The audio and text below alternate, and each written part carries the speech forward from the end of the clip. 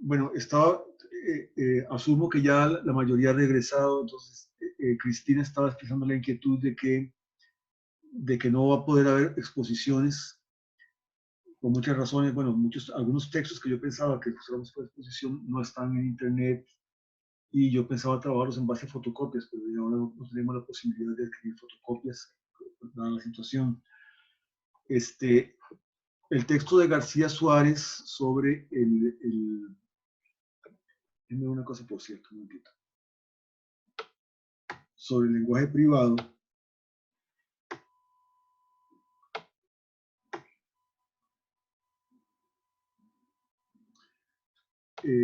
lo podríamos sustituir por un texto de Kripke que se llama On Rules and Private Language. Como todos ustedes entiendo que hablan inglés o leen inglés, ¿verdad? Entonces creo que no tendrían problema para ver eso. No sé si eventualmente, eh, en vez de una exposición, podríamos hacer, bueno, o que alguien expusiera, o que hubiera una discusión entre varios, o que varios se encargaran de una discusión con respecto a algún texto de ese tipo, pero ya lo veremos. La preocupación básica es esto, que no parece que vaya a haber exposiciones, o si las llegara a ver, que todo el mundo pueda exponer. Entonces, tenemos que decir en algún momento, tal vez no hoy, pero tal vez de aquí a 2 clases les voy a plantear este asunto. Si más bien damos más peso, por ejemplo, a las reseñas, a los comentarios de ustedes, que por cierto les digo que la mayoría me parecen muy interesantes. O sea que es un buen trabajo de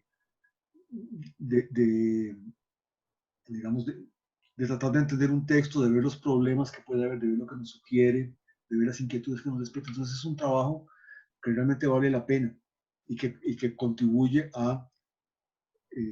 digamos, a la discusión del grupal, bueno, al avance mismo del curso. ¿Okay? Entonces podríamos darle algún más peso, pero eso tenemos que acordarlo entre todos, incluso por reglamento. Yo no puedo cambiar las normas de evaluación si ustedes no están de acuerdo. Tiene que haber una votación. ¿Okay? Cristina también sugería que le diéramos algún peso al anteproyecto. O sea que tal vez antes de que termine el mes de mayo o a fines de mayo yo les voy a pedir ya que me expliquen en qué están trabajando. Pues podemos ver eso y darle algún valor ahí importante. ¿Okay? El valor fundamental entonces lo va a tener sí el trabajo final y un examen de hacer en la casa que les voy a poner.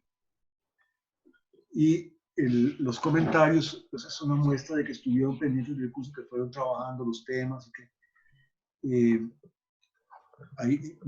y entonces pues eso podría ser presente en la nota de participación, pero eso lo podemos discutir después. Mario, están todos presentes que están llevando el curso. Veo 14 conectados y bueno, más usted, que son 15. Sí, el Son curso, más, ¿verdad? creo que éramos un total de, pero son más, pero no mucho más. Es más, veo gente que estaba al principio que ya no está, Ajá. pero este, yo creo que somos en total como 16. Ah, bueno, muy poquitos más. Sí, muy poquito más, no son demasiados más. O sea, somos Entonces, tal vez podrían decir los demás qué opinan, o sea, para ir viendo por dónde va el asunto, como rápidamente. Sí, me parece bien que no hayan exposiciones y que la nota pase a ser parte del anteproyecto.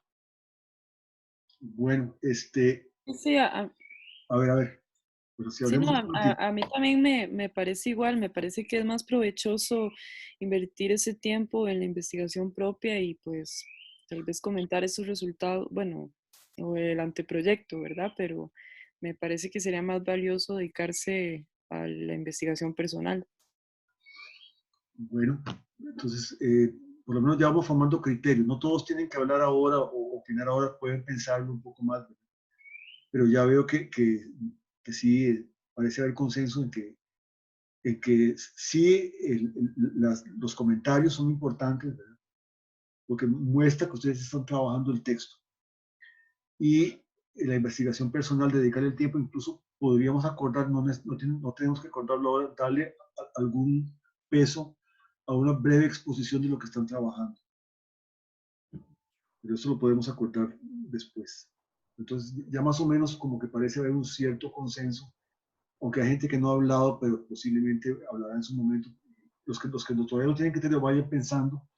Mario, si quiere le hago un Google Forms, o sea, una encuesta rápida para que la podamos mandar a todos y que sea incluso anónimos y algo, no sé, bueno, a mí no me importa, o sea, yo puedo decir lo que pienso, pero tal vez hay gente que no quiere decirlo. Bueno, si puedes hacerlo y los demás están de acuerdo, pues yo no veo por qué no, pues puede ser de mucha ayuda.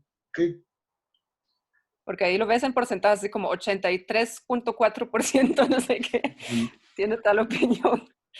bueno, vamos a ver, vamos a seguir entonces con lo que estábamos está bueno que hayamos conversado de esto un momento, porque sí, yo quería contarles en algún momento a ustedes, porque sí veía, Yo, Mario, sí, yo digamos, o sea, me parece bien el proyecto, pero me parece que también los avances de lectura estos que hacemos son importantes, entonces como se desbalancea un poco, como parece que el proyecto toma mucha relevancia y me parece que también el seguimiento del curso es como, los avances son no importantes, sé si se puede balancear un poco los puntos como para mantener el porcentaje. por supuesto, los avances valían, si mal no recuerdo, un 15%, podrían pasar a valer un 30%.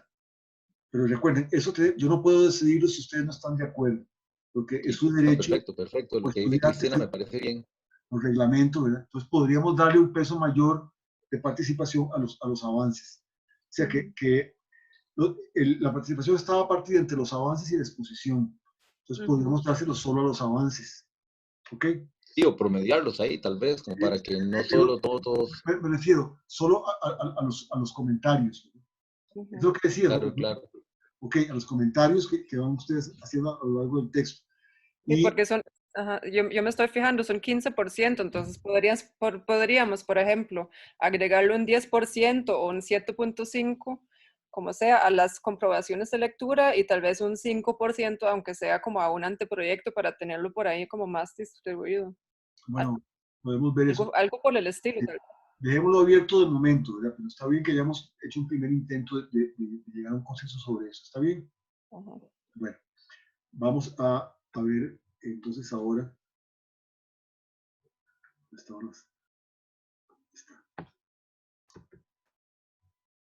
Están viendo el texto, ¿verdad?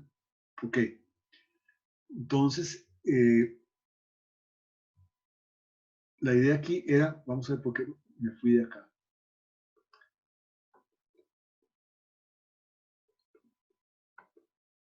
Era la idea de mi escoba está en la esquina. Aquí lo que se está criticando es la idea de que, bueno, porque en lo que sigue va a aparecer dos cosas, digamos. En el Tractatus, las proposiciones del lenguaje ordinario no tenían significado directamente, sino indirectamente. Es decir, el significado estaba mediado por su posible traducción a proposiciones sobre los simples, últimos, indestructibles y eternos de lo que estaría formado todo el mundo posible. Entonces, digamos, la escoba está en el rincón, solo tiene sentido en la medida en que soy capaz de traducirlo a los elementos últimos y demostrar que esta proposición no es otra cosa que una función veritativa de las proposiciones elementales, donde quede claramente que para diversas combinaciones de valores de proposiciones elementales hay uno y solo un valor para la escoba esté en el rincón. ¿Okay? Esta idea de que el significado se obtiene solamente reduciendo las proposiciones ordinarias a otra cosa, a proposiciones más básicas, va a ser rechazada aquí. Las proposiciones de lenguaje no necesitan ser reducidas a nada, funcionan por sí solas. Es posible analizarlas, pero el análisis lo que nos da son proposiciones, digamos, equivalentes, que no hay por qué verlas como constituyendo la base de las otras. Vamos a ver cómo está aquí. Cuando digo ahora, mi escoba está en la esquina, ¿es esta propiamente una afirmación sobre la brocha y el palo de la escoba? En todo caso, se podría sustituir la afirmación por una que informe sobre el lugar del palo y el de la brocha. Y claro que esta afirmación es una forma ulteriormente analizada de la primera. Pero, ¿por qué la llamo forma ulteriormente analizada? Se responde, pues si la escoba se encuentra ahí, esto significa, por supuesto, que el palo y la brocha deben estar ahí y en una posición determinada cada uno respecto al otro.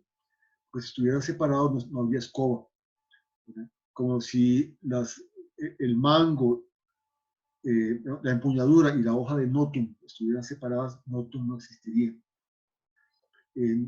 Okay. Cualquier proposición sobre notum, la espada aquella de Siegfried, supone que el mango, la empuñadura está unida a la hoja. Cualquier proposición sobre la escoba supone que, o parece suponer que el palo está unido a la brocha. ¿Okay? Okay. Pues si la escoba se encuentra ahí, esto significa, por supuesto, que el palo y la brocha deben estar ahí en una posición determinada cada uno con respecto del otro. Y esto se hallaba anteriormente como si dijéramos escondido en el sentido de la proposición, mientras que en la proposición analizada es expreso. En consecuencia, quien dice que la escoba está en la esquina,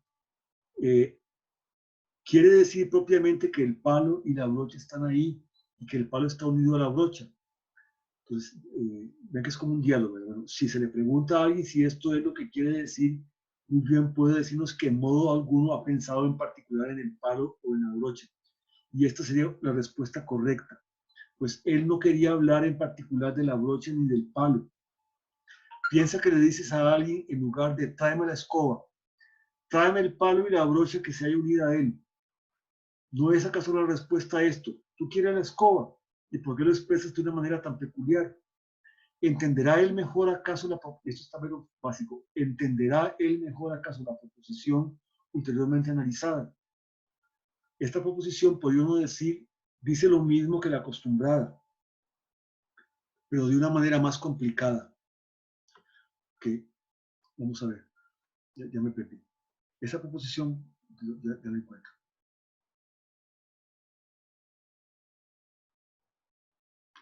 Ok. Sí, pero de una manera más complicada. Imagínate un juego de lenguaje en el cual a alguien le sean dadas órdenes para que traiga ciertas cosas compuestas de muchas partes, para que las mueva y así por el estilo. Y dos formas de jugarlo. En una, A, las cosas compuestas, escobas, sillas, mesas, tienen nombres, como en 15. En otra, B, solo las partes reciben nombres y el todo es descrito con ayuda de los mismos. ¿Hasta dónde es una orden del segundo juego una forma analizada del primero? Se halla aquel metido en el primero y es extraído de este mediante el análisis. Si la escoba es desmontada cuando uno separa el palo de la brocha, bueno, sí, perdón, la escoba es desmontada cuando uno separa el palo de la brocha, pero consta por esto la orden de traer la escoba también de partes correspondientes. Entonces sigue el diálogo. Pero no negarás que una orden determinada en A, es decir, en el juego en que los conjuntos de partes tienen nombres, dice lo mismo que una en B. ¿Y cómo quieres llamar a la segunda sino una forma analizada de la primera? Entonces responde, de acuerdo. Yo también diría que la orden en A tiene el mismo sentido que una en B, o como ya lo expresé anteriormente, que ellas realizan lo mismo. Y esto significa, si se me muestra, por ejemplo, una orden en A y me hace una pregunta, ¿cuál orden en B tiene idéntico sentido? O bien, ¿cuáles órdenes en B la contradicen? Contestaré la pregunta así ya está. Pero con esto no se ha dicho que hayamos llegado a un acuerdo general sobre el uso de la expresión tener el mismo sentido o realizar lo mismo. Se puede preguntar, por ejemplo, en qué caso decimos estas son solo dos formas diferentes del mismo juego. Piensa, por ejemplo, que quien recibe la orden en A y en B tiene que mirar una tabla qué nombres e imágenes se corresponden entre sí antes de traer lo que se le pide. Hace lo mismo cuando ejecuta una orden en A y la correspondiente en B. Bueno, cuando ejecuta una orden en A, tal vez no hace lo mismo. Bueno, ok. Sí y no.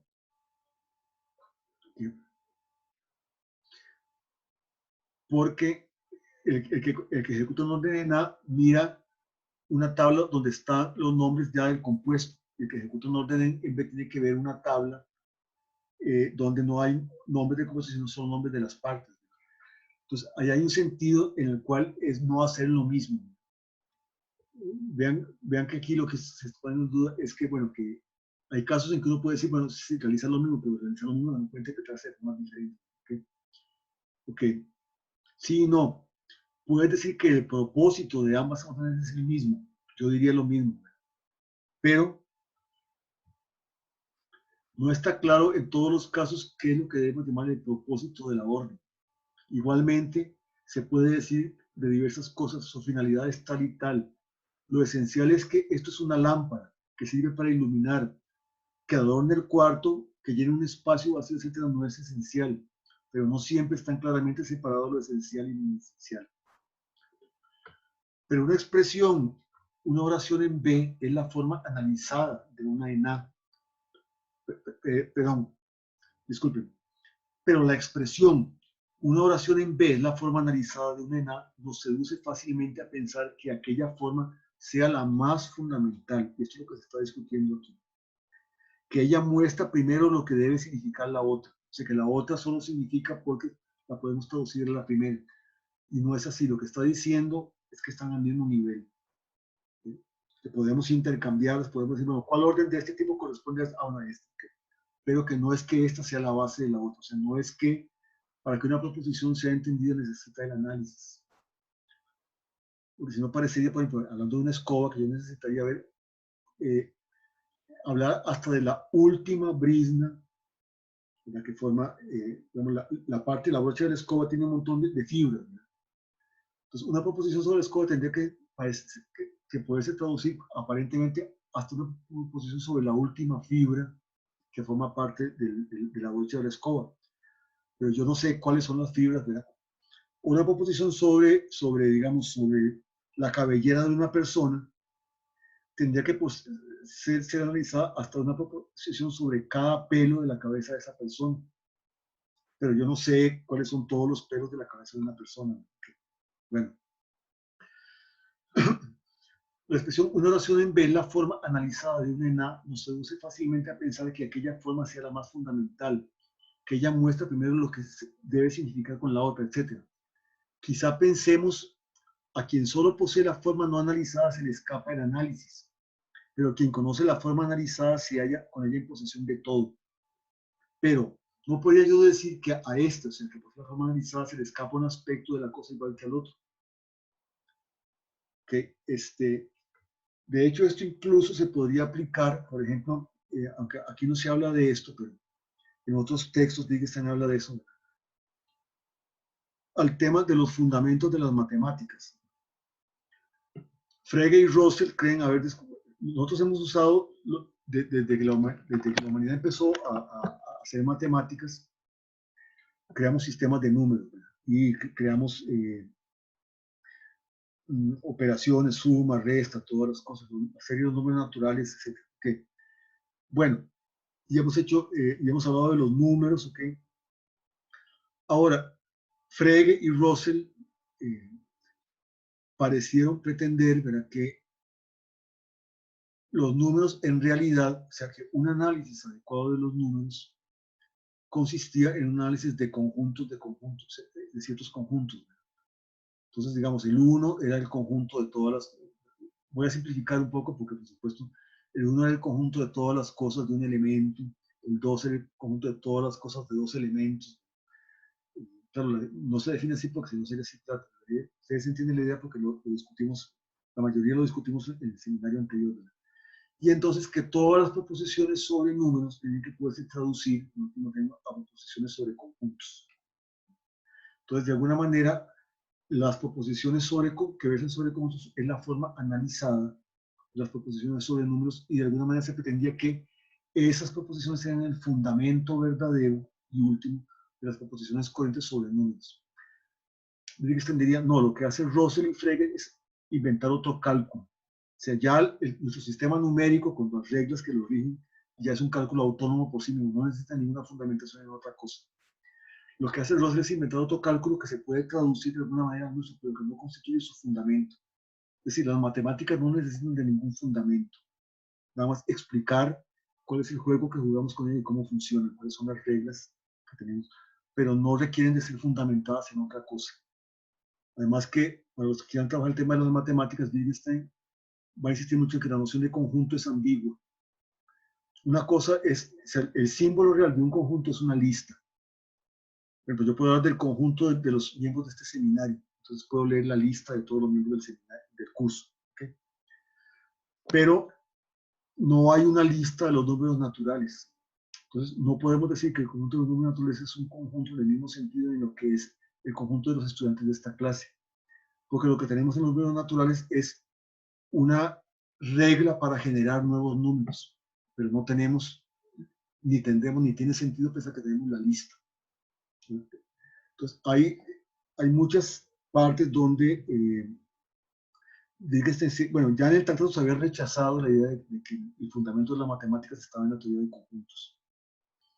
Esto, por supuesto, es discutible y hay interpretaciones que sí insistirían más bien en eso, pero Wittgenstein por lo menos se desmarca de eso. Y además critica muy bien o insiste mucho en criticar que la idea de conjunto no es una idea clara, que es una idea ambigua. Eso está desarrollado en muchos textos, tanto en textos específicos sobre la filosofía de las matemáticas, ¿verdad? Como incluso en las observaciones filosóficas y otros textos. Bueno,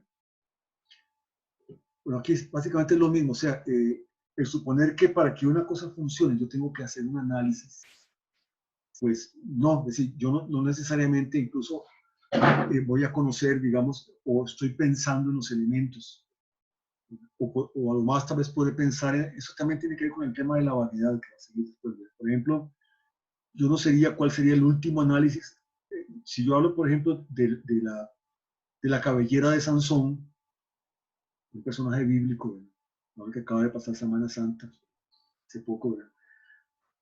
Según esto parece que yo tendría que reducir cualquier proposición sobre la cabellera de Sansón a proposiciones sobre cada uno de sus cabellos. Pero yo jamás no tengo idea de cuáles son ni de cuántos cabellos hay. Yo puedo hablar de la cabellera de Sansón sin referirme a cada uno de los cabellos. Imaginemos el juego 48 alterado de modo que en él los nombres no designen cuadrados de un solo color. Es el juego al que teníamos de los cuadritos coloreados, ¿verdad? Sino rectángulos que constan de dos tales cuadrados. Un rectángulo así, mitad rojo, mitad verde, se llama U. Un rectángulo mitad verde, mitad blanco se llama V, etc. No podríamos imaginar seres humanos que tuvieran nombres para tales combinaciones cromáticas, pero no para los colores individuales. Piensa en los casos en que decimos esta composición de colores, por ejemplo, la tricolor francesa, tiene un carácter totalmente peculiar. ¿Qué tanto necesitan de análisis los signos de este juego de lenguaje? ¿Hasta dónde puede este juego ser sustituido por el 48? Simplemente es otro juego de lenguaje, si bien relacionado con el anterior. Este juego donde lo que tiene nombre son las combinaciones de dos colores y no cada color individual. Y ni uno ni otro constituye el fundamento de otro, están al mismo nivel. Lo que se rechaza aquí es la idea del análisis, porque el significado solo puede esclarecerse mediante el análisis. A veces podría ser que el significado se esclareciera mediante un análisis, pero no siempre vamos a necesitar del análisis. Muchas veces podemos pasarnos sin él. Y hay cosas que no serían analizables, por ejemplo, la cabellera de Sansón, ni yo no sabría y creo que nadie sabría cómo analizarlo. Ok. Aquí tropezamos con la cabellera de cualquiera de nosotros, no irnos tan lejos, que empiecen cada uno en su propia cabellera. Okay. Yo hablo de mi pelo, bueno, yo no estoy hablando de cada uno, porque además no conozco cada uno de los pelos, okay. Ni sé cuántos son. Imaginemos, ok, bueno, hasta aquí hemos llegado entonces al punto donde queríamos llegar hoy, que era la 64, ¿verdad?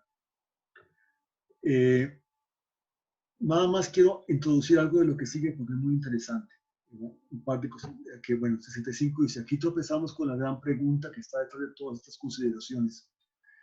Pues se me podía objetar, tú te lo pones todo fácil, hablas de toda clase de juegos de lenguaje, pero no has dicho en ninguna parte qué es lo esencial de los juegos de lenguaje. Vean que el concepto de juegos de lenguaje lo hemos estado utilizando, pero no hemos llegado a una definición precisa de qué cosas. Hemos hablado que sí es una actividad gobernada por reglas, pero parece haber juegos de mucho tipo. Ok, veamos. Hablas de juegos de lenguaje, pero no has dicho en ninguna parte qué es lo esencial de los juegos de lenguaje y por lo tanto de todo lenguaje. ¿Qué cosas tienen en común todos estos procesos que los constituye que los constituye en lenguaje, pero una parte del lenguaje. Te concedes, por tanto, a ti mismo justo aquella parte de la investigación que en su momento te dio más dolores de cabeza, a saber, la que concierne a la forma general de la proposición y del lenguaje, que era uno de los cumbres del tratado. Después de llegar todo se llegaba a la forma general de la proposición, que era la forma general de la función de verdad. Okay. Bueno. Y es verdad, en vez de indicar algo que sea común a todos los llamados lenguaje, como se hacía en el Tractatus, la forma general de la proposición, digo que no hay cosa alguna que sea común a estos fenómenos que nos haga utilizar para todo la misma palabra, sino que todos están relacionados entre sí de muchas maneras diferentes. Y es a causa de esta relación o de estas relaciones que los llamo a todos lenguaje. Intentaré explicarlo. Entonces aquí viene una idea fundamental de las investigaciones, que es la idea de parecidos de familia, que va a introducir la idea va a atacar la idea de que el sentido o el significado es algo perfectamente definido. Vamos a ver. Considera, por ejemplo, los procesos que llamamos juegos. Quiero decir, juegos de tablero, como el ajedrez o las damas, juegos de cartas, juegos de pelota, competencias. ¿Qué es lo común a todos ellos? No digas, debe haber algo común, pues si no, no los llamaríamos juegos, sino que mira, o sea, observa, mira a ver si hay en ellos algo común. Pues cuando los contemplas no encontrarás en verdad nada que sea común a todos, pero verás en cambio similitudes, relaciones y, por cierto, toda una serie de ellas. Repito, no pienses, sino mira. Mira, por ejemplo, los juegos de tablero con sus múltiples relaciones. Pasa ahora a los juegos de cartas. Aquí encuentras muchas correspondencias con aquel primer grupo, pero muchos rasgos comunes desaparecen, mientras otros aparecen.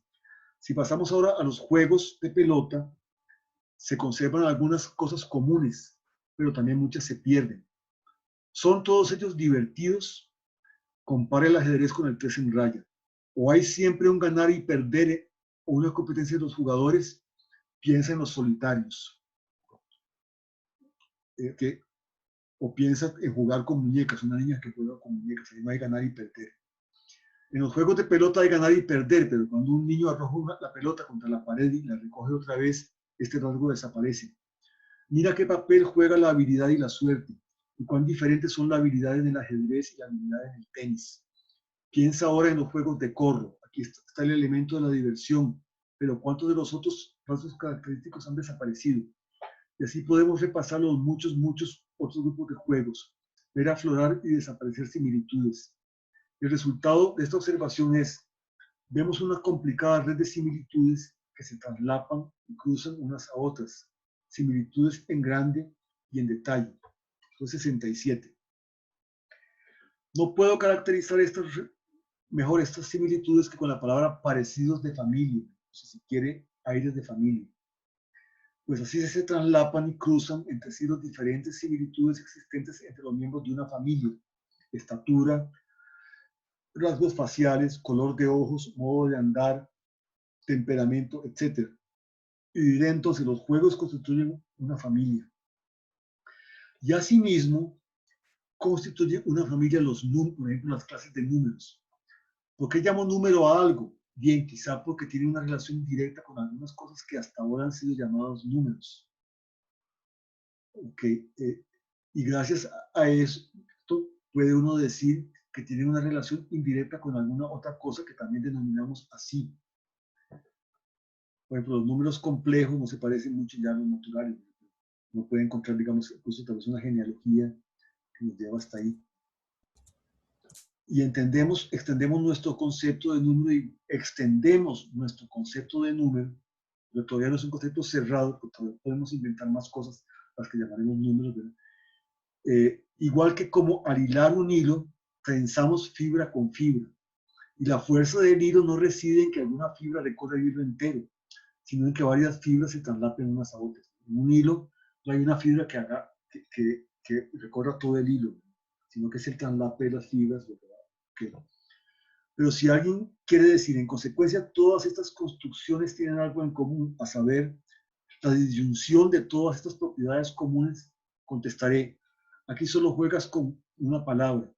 Igualmente podría uno decir, hay algo que recorre todo el hilo, a saber, el ininterrumpido traslaparse de estas fibras. ¿Okay? De hecho, si más bien el sentido está dado por una disyunción, la disyunción es finita, no podemos añadir más cosas. El sentido parece que queda abierto porque más cosas que se parezcan familiarmente a las anteriores podrían irse añadiendo y ampliando nuestro concepto de juego o de número. ¿Okay? Entonces, bueno, vamos a quedar aquí por hoy. Para la próxima vez, déjenme un momentito. Vamos a empezar con esto mismo, ¿verdad? Con lo que teníamos hoy, que era el 65, ¿verdad? Y vamos a, entonces, ustedes van a ver del 65 al 88, ¿verdad? Y eso tiene que ver precisamente con la idea de si el sentido, hasta dónde el sentido es o no es algo precisamente determinado, claramente establecido, que no conozca, digamos, zonas oscuras o ambigüedades. ¿Okay? Mario, perdón, nada más para ver si me lo apunté bien entonces, o sea, se suponía que la última entrega era del 47 al 64, eso fue lo que yo me había apuntado. Sí, así era, sí, ok. Sí, sí lo entendí Sí. bien. Ok, entonces esta próxima tarea es a partir de ahí, del 64 hasta... De 65. Del 65 hasta... 88. 88. Ok, gracias, nada más para apuntarlo. 65, 88 es lo que sigue, ¿ok? Ok. Bueno, okay. Entonces en eso quedamos por hoy y nos vemos. Recuerden, antes de que se vayan, un mea culpa, digámoslo así. ¿Qué es eso? Sí, lo que quiero decir es esto, o sea, déjenme bajar eso. O sea, Que somos pecadores filosóficos, sí, que no argumentamos bien. yo pecador, vean, he fallado con estar subiendo El suyo. sí, Okay. sí, no, sí, una culpa mía, sí, pues es mea culpa. Ok, va a venir ahora. Sí, ok, he fallado con estar subiendo las sesiones grabadas porque he tenido un problema con Dropbox, con mi Dropbox. Voy a tener que ampliarlo y para eso voy a tener que pagar. O sea, pero voy a tratar de que esta semana, incluso de aquí a un par de días en lo posible, pero lo que no pase, es que lo que me da pena es que ya lo he prometido antes, no lo he cumplido. Pero mañana mismo voy a ampliar mi Dropbox porque, y a partir de eso, es que yo lo paso Dropbox y una persona que yo conozco me lo sube a YouTube, ¿okay? Porque compartimos Dropbox. Entonces, voy a tratar de que en esta semana estén subidas todas las sesiones que hemos hecho hasta ahora. Entonces, discúlpenme por no haberlo hecho antes. Ya se han subido bastantes. Ustedes han ido viendo que las anteriores, por lo menos hay bastantes subidas ya. Pero entonces voy a tratar de que todas estén subidas y si no hay más, nos vemos el próximo lunes. ¿Ok? Ok. Entonces, aquí Gracias, nos despedimos por hoy. Que estén bien y cuídense mucho. Profe, una consulta. A ver. Esta entrega que estaríamos haciendo sería la quinta entrega. Entiendo que sí, ahora no lo tengo muy claro, no sé que alguno refute. Sí, sería la quinta. La de hoy era las 5, la de la otra semana sería las 6. Así es. Yo tengo que era la cuarta vez. Sí. Entonces estoy tal vez contando de las de antes. Sí, lo que puede ser es que no estamos contando las entregas de antes cuando el curso todavía no era oficial, aunque a los que entregaron antes yo les puedo reconocer también de alguna manera esas entregas anteriores sin ningún tipo de perjuicio para los demás. ¿Okay? Entonces, terminamos aquí. Profe, otra pregunta. A ver, otra pregunta. Bueno, ya yo el proyecto mío casi lo tengo terminado. Si quiere que le mande como algún, pues digamos, está todavía en borrador, ¿verdad? Obviamente tengo que revisar redacción y toda la cuestión. Pero me hubiera gustado ver un anteproyecto antes de que te hubieras puesto a escribir. Bueno, si está terminado ya no hay nada que hacer. Pero sí, no, ya yo sé. Bueno, enviar el borrador para ver qué pasa. O si quiere lo llamo el miércoles y le comento un poco la idea. Bueno, está bien. Podemos hacer eso, sí, puedes llamar el miércoles en la mañana, tal vez. o en la tarde también, como te quede más cómodo, y vamos a ver cuál es la idea. ¿Está bien?